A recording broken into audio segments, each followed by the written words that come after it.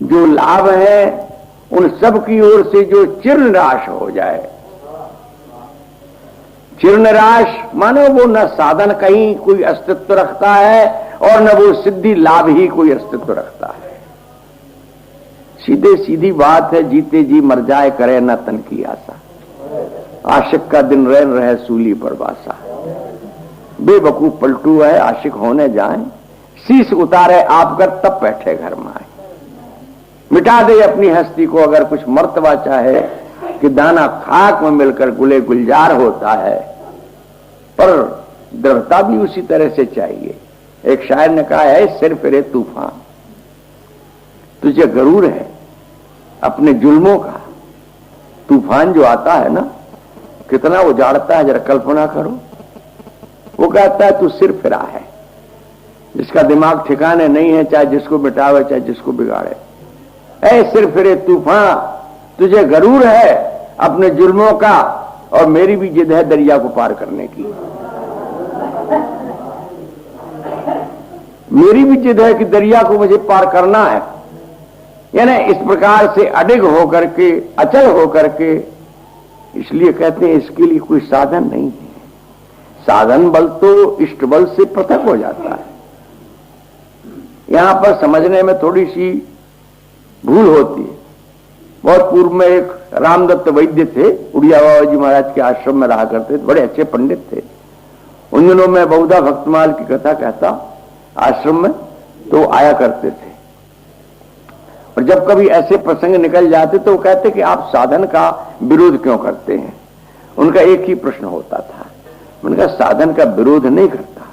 वैसे तो हमारे आचार्यों ने, ऋषिकों ने भी कहा है, बस के वृंदा विपिन में ए तो बड़ो सयान, जुगल चंद के भजन बिनु निमिष न दीजे जान।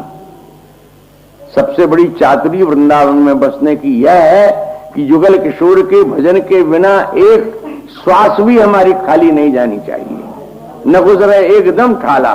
पर साधन का जो एक अभिमान होता है, और साधन के माध्यम से हम अमुक वस्तु की सिद्धि कर लेंगे, प्रियतम को प्राप्त कर लेंगे, उनको सामने खड़ा कर लेंगे, ये प्रेम नहीं है। वृंदावन का जो दिव्यतम प्रेम भाव है, महानुभावों ने जिसकी सिद्धि के लिए कोई साधन नहीं अपनाया है, वो करुणा का मार्ग है। या रस को तभी अधिकारी, कृपा करें श्री राधा प्यारी। या रस को साधन नहीं कोई, एक कृपाते जो कुछ हो। तो ये प्रश्न खड़ा हो जाता है कि कहो कृपा उपजे कई भांति। अब यही बताओ कि कृपा कैसे होगी। तो बोले रसकन संग फिरो दिन राती। हाँ? रसिकों के संग पीछे पीछे फिरते रहो, कुछ उपदेश दें, बोले इसकी जरूरत नहीं है। कोई सेवा तुमको बताने, बोले इसकी भी जरूरत नहीं है। अरे उनकी हवा तो उड़ उड़ के लगेगी, इतने से ही काम बन जाएगा। पर चाहिए धैर्य। जो तात्कालिक रूप में किसी फल की आकांक्षा करने वाले हैं, वे भूल में। ध्रुवदास जी महाराज ने अपने जहां विश्लेषण किया है इस प्रेम की प्राप्ति का साधन क्या है, तो सत्संग को, रसिकों के संग को सर्वोपरिता दी है, और साथ साथ इसके अंतराय भी बताए हैं। विषय तो प्रगत अंतराय है ही है, ज्ञान और महात्म भी इसके अंतराय हैं, और फल की आकांक्षा भी इसका अंतराय है। जो साधन अथवा भजन करके किसी फल का अनुसंधान करता है, वो प्रेम से वंचित होता है। फल की आकांक्षा वाले गीता में भी बताया कि वो बड़े दीन है बेचारे। तुलसीदास जी ने कहा, सब कर मांगे एक फल, राम चरण रति हो, इनके मन मंदिर बसो, सिय रघुनंदन दो। जो सब साधनाओं का एकमात्र फल उनके चरणों का अनुराग चाहते हैं। ये कहते हैं और कोई साधन नहीं है, करुणया आप कृपा करें तो सब बन जाए। यदि इसको और विस्तार से देखें तो न इसमें ठाकुर की कृपा की बात कही गई, और न इसमें किसी सखी की कृपा मांगी, और न वृंदावन की कृपा मांगी। कृपा तो मांगी श्री किशोरी की। श्री राधिकी करुणया अनुचरीम विदेही, मुझे अपनी अनुचरी स्वीकार कर लीजिए। अनुचरी, अनु कहते हैं पश्चात को, चरी माने चलने वाली, आपके पीछे चलने वाली। पीछे चलने में बड़े अर्थ हैं। जिसने अपना तन खो दिया, अपना मन खो दिया, अपना जीवन दे दिया, वही अनुचर और अनुचरी बन सकते हैं। लोगों के मन में अग्रचर बनने की, सहचर बनने की बड़ी भावना रहती है, अनुचर बनने की भावना नहीं होती है। अनुचर कोई भाग्यशाली बनता है। अनुगत्य में ही इस रस की प्राप्ति है, अग्रगत्य में नहीं है, समगत्य में भी नहीं है। समगत्य का अधिकार तो किशोरी का प्रियतम भी नहीं पा सके हैं, वो भी अनुगत्य ही चाहते हैं।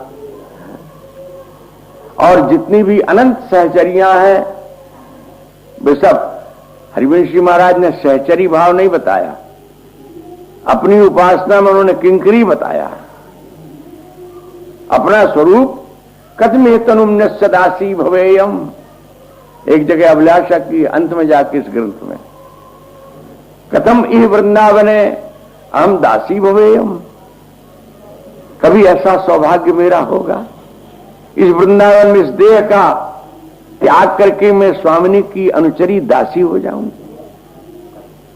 ये कृपा है कि वे दासी को, अनुगामिनी को सहगामिनी बना लें, यही तो उनकी उदारता है।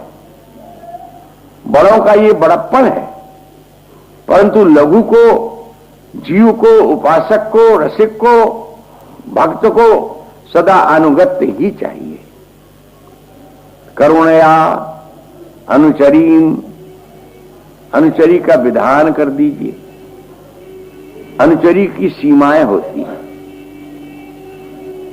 उसके कार्य निश्चित होते हैं, उसकी भावनाएं निश्चित होती हैं, पर अनुचरी का सुख कितना बढ़िया होता है। कभी उसकी कल्पना की? इस ग्रंथ में एक जगह एक प्रसंग आया। एक दिन ललिता जी ने तांबुल बीटिका बनाई। बनाने में असावधानी तो नहीं बरती उन्होंने, पर स्वाभाविक कभी कभी मन प्रेम की किसी तरंग में बह गया तो उसमें कर्पूर ज्यादा हो गया, जिसमें अभी वर्णन आया ना, सद्गंध माल्य नवचंद्र लवंग संगो। नवचंद्र कहते हैं कपूर को, नया नया कपूर। पुराना पड़ जाए तो शायद उसमें कुछ कमी आ जाती होगी, तो वो नवचंद्र जो कर्पूर था कुछ ज्यादा मात्रा में गिर गया। प्रिया लाल के प्रेम भाव में मन अन्य हो गया, अन्य मनस्क हो गई, कपूर ज्यादा गिर गया। और तांबूल उन्होंने ला करके अर्पित किया किशोरी जी के कर कमलों में, और किशोरी जी ने सहज प्रियतम के मुख में दे दिया। आया तो था बनकर के तांबूल किशोरी के लिए, और प्रियतम को हाथ में चला गया, प्रिया ने उनके मुख में दे दिया। उन्होंने अर्धचर्वित किया और प्रेम के भाव में विभोर होकर के प्रिया के स्कंद में अपनी भुजलताओं को डाल करके अधर से अधर मिला करके प्रिया के मुख में दे दिया। प्रियतम तो बड़े समर्थ, वो कर्पूर की अधिकता को वो तो बर्दाश्त कर गए, पर नवल किशोरी सुकुमारी के मुख में वो तांबूल कर्पूर की जो झलझलाहट थी वो ज्यादा प्रभाव पैदा कर गई, और वो जैसे बेहवल भाव से ये खोजने लगी कि कहीं कोई पीक दान, उगाल दान मिल जाए तो उसमें हम इसको डाल दें। दासी समीप ही थी, उसने झट अपना मुंह खोल दिया। दो जरे प्रेम राज्य की बात है, मर्यादा वाले नहीं समझेंगे इस बात को। वो नीचे चरणों में विराजमान थी, उसने अपना मुख खोल दिया, और प्रिया जी ने कितना बड़ा अधिकार मिला। लुलित नवलवंगोदार कर्पूर पूरम प्रियतम मुख चंद्रोदीर्ण तांबूल खंडम घन पुलक कपोला स्वादयंती मदासीर पयतु। सखी कह रही है, मदासीर पयतु, मेरे मुख में अर्पण कर दिया। क्यों? बोले दासी वत्सला। जैसे किसी माता का, किसी पिता का अपने शिशु पर स्नेह सहज होता है, ऐसी किशोरी जी की अपनी दासियों के प्रति वात्सल्य। इनके जहां गुणों का वर्णन किया पूर्व श्लोकों में, वैदग्ध सिंधु अनुराग रसई के सिंधु, वात्सल्य सिंधु रस सांद्र कृपई के सिंधु, तो वात्सल्य की भी सिंधु है। अपने बछड़े को माता, गौ माता जैसे अपनी जिह्वा से चाट चाट करके उसके मल को साफ कर देती है, बत्सान लालयति इति वत्सला। कितना वात्सल्य है, कितना प्यार है।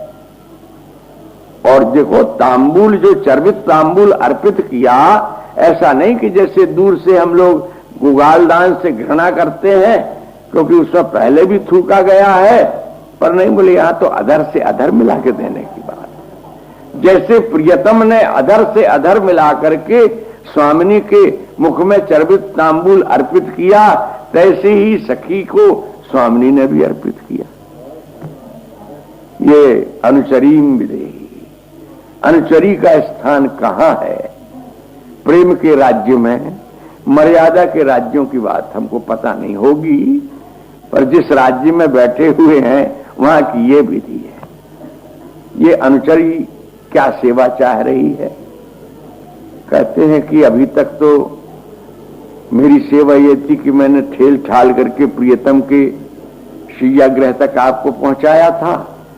आज आपके अंतर मन में मुझे सुख देने की सहज कृपा उमड़ पड़ी है, इसलिए आप स्वयं इस बात की तरंग में आ गई हैं कि आज प्रियतम के अभिसार क्षेत्र में हमको चलना है।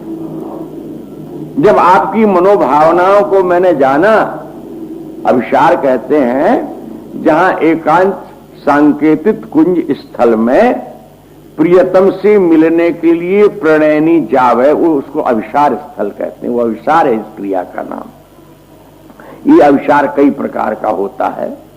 ये स्वकीय भाव से अभिसार है। परकीयत्व के अभिसार के वर्णन पृथक हैं, जो कभी किसी प्रसंग में आ जाएंगे तो निवेदन करेंगे। यहां तो नववधू है। नववधू आज स्वयं प्रियतम को सुख देने के लिए लालायित हो गई है।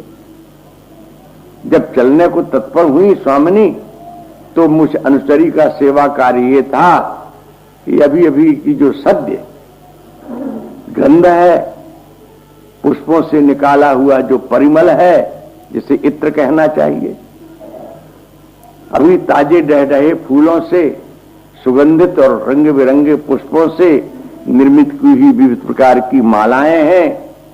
मालाओं में भी मालाओं के आभूषण हैं, जिसमें कंगन है, करधनी है, हारावली है, कान के लटकन है, बेंदी है, बंदनी है, और बेणी में गूंथे जाने वाले पुष्पगुच्छ हैं जिनको धम्मिल्ल कहते हैं। इस प्रकार की विविध प्रकार की मालाओं को, और कर्पूर और लवंग जिनमें कीलित है अथवा जिनमें सन्नद्ध किया गया है, ऐसी तांबूल वीटिका, नागवल्ली। पानों में भी कई जातियां हैं पानों की। पान खाने वाले जानते हैं। कुछ पान ऐसे होते हैं जैसे लकड़ी चबाओ, हाँ, इतने मोटे, इतने दलदार होते हैं, इतने कठोर होते हैं। कुछ पान ऐसे होते हैं जिनमें कपूर न डाला जाए तो भी झलझलाहट पैदा कर देते हैं। बनारसी पान देखो, ऐसा लगता है जैसे मक्खन खाया हो। मुंह में डालते ही वो घुलने की क्रिया प्रारंभ कर देता है। उसके स्वाद का कुछ अपूर्व ही प्रकार होता है। बंगाल का पान तो पानों में सबसे श्रेष्ठ तांबूल माना जाता है। इसकी उत्पत्ति असम में अधिक है। ये अपने आप ही सुपारी के वृक्ष पर चढ़ता चला जाता है और इसमें किसी खदर के मिलाने की जरूरत नहीं होती है। ताजी सुपारी और ताजा तांबूल रख करके ही इसे थोड़ा सा चूना उसमें लगा दिया जाता है। अपूर्व स्वाद देता है और नशा देता है, एक प्रकार की मादकता देता है। यदि इसका योग बिगड़ जाए तो कभी कभी मृत्यु भी दे देता है। ये एक रामचंद्र बिकल नाम के सज्जन तांबूल खा के मर गए, असम का। तो तांबुल विशेष जाति का एक नागवल्ली पान है, यहां उसी का प्रयोग किया गया। कैसा है वो? बोले नवचंद्र लवंग संग। लवंग का गुणधर्म उष्णता का है और कर्पूर का जो गुणधर्म है वो शीतलता का है, और तांबुल में मादकता है और भी अन्य प्रकार के गुणधर्म है। इन सब का सम्मिश्रण होकर के एक नए प्रकार का रस बन जाता है। संपुट में चाहे वो स्वर्ण निर्मित डब्बा हो और चाहे रजत निर्मित संपुट हो गए, उस संपुट को लेकर के मैं आपका अनुगमन करूंगी, क्योंकि आपने मुझे अनुचरी स्वीकार किया है। किसका अनुगमन करूंगी? बोले अपनी अधीश्वरी का अनुगमन करूंगी। अधीश्वरी पद देकर के यहां वो सब बताया कि वृषभानु भवन में निवास करने वाली मैं दासी, और जिस दिन किशोरी का प्रादुर्भाव हुआ उसी दिन से मैं इनके लिए अर्पित कर दी गई। तब बाल्यावस्था के सौष्ठव श्रृंगार क्रीड़ा केली में मेरा सुख योगदान रहा, और अब तो वो सौभाग्य का दिन आ गया जहां नव कैशोरता को प्राप्त होकर के नंदालय में नववधू के रूप में आप प्रस्तुत हैं। तब अधीश्वरी ही मेरी आराध्या है और मैं उनकी अनुगामिनी, उनकी नित्य दासी हूं। मैं आपके पीछे पीछे ये सब सामग्री सेवा की प्रियतम से मिलन के लिए इनका तत्त प्रसंगों में रसविलास के अवसर में जैसा जहां विनियोग होगा और जैसे उनको स्वीकार्य होगा, उसके लिए मैं ये सब सामग्री, यहां पर कुछ चीजों की गिनती की गई। एक तो बताया कि इत्र हैं, दूसरे बताया कि पुष्पों से निर्मित विविध आभूषण हैं, और तांबुल संपुट है। यह दो तीन इन सामग्रियों से अनेक सामग्रियों का अनुमान कर लेना चाहिए रसविलास के अवसर में, जिनकी जहां जैसी आवश्यकता होगी। कहां जा रही हैं आप? बोले श्यामम तमुन्मदरसाद अभिसंसरंती। श्याम सुंदर श्री कृष्ण अपने प्रियतम के समीप। यहां श्याम शब्द से श्रृंगार के जो एकमात्र अधिनायक हैं उनका अर्थ करना चाहिए, क्योंकि ये श्याम वर्ण जो है, श्याम रंग, ये श्रृंगार का सूचक है, और लाल जो वर्ण होता है वो अनुराग का सूचक होता है।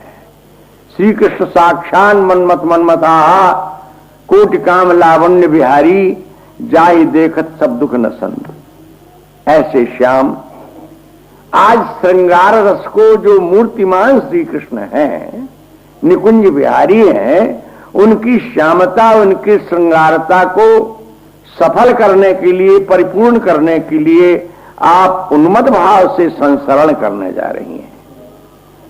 कभी प्रियतम के भीतर लालसा होती है, आज स्वामी के हृदय में उदारता का संचार हुआ है।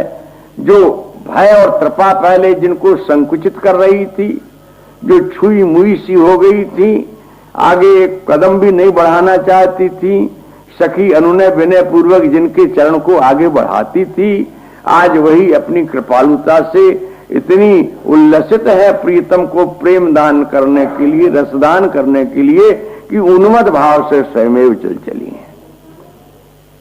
इस श्लोक में अभी प्रवेश, निकुंज में प्रवेश कराने की बात तक वर्णन किया। समय हो गया, कुछ ज्यादा ही हो गया, इसलिए आज इसकी बातें यहीं विश्राम दें। कल यदि स्वस्थ रहे तो कल की बात कल करेंगे। श्री राधा वल्लभ लाल की जय। राधे जय राधे, जय राधे जय श्री राधे,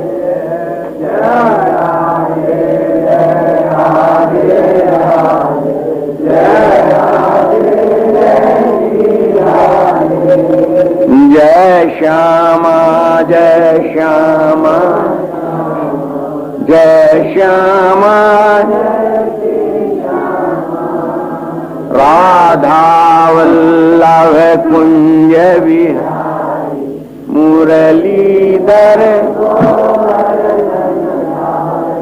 जय जय श्यामा जय जय जय जय जय श्री वृंदावन, श्री राधा वल्लभ लाल की, ललित लाडली लाल की, जय जय श्री राधे।